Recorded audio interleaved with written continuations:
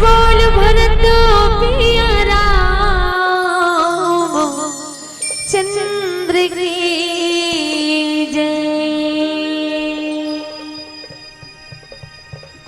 पर बुद्धिया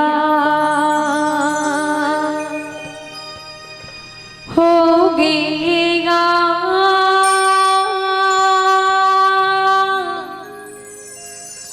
भैया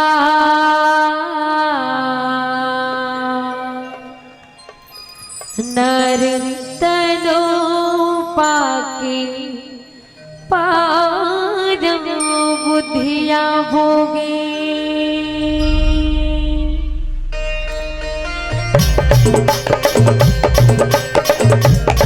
जय हो प्रभु।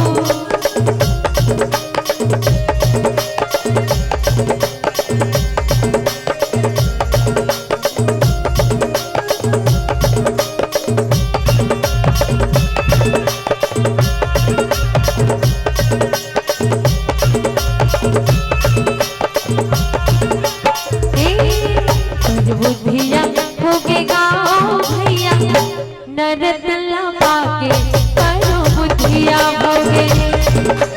बुद्धिया होगे वो बहिनी माया बाबूला के करो बुद्धिया होगे। दुनिया के माया बाबूला दुनिया के माया बाबूला राम भजन छोड़ के रुकवा होगी गाँव भैया नरतला पाके करो बुद्धिया होगे। करो बुद्धिया होगे रे संगे रावण भोला के करो बुद्धिया होगे।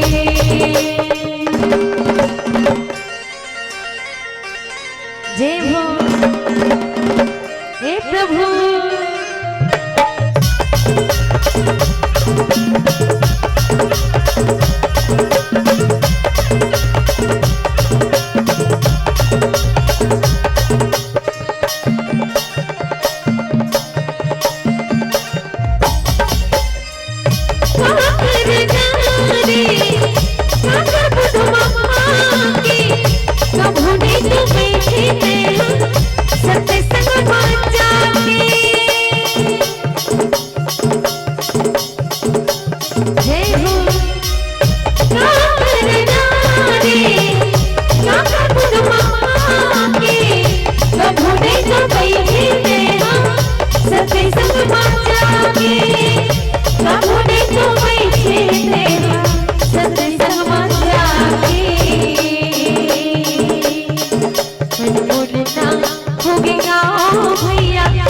रावण भोला के मनु बोलना होगे।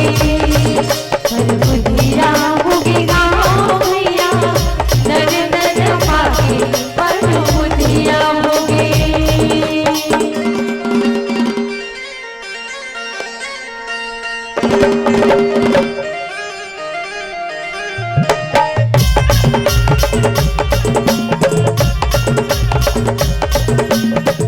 जय हो।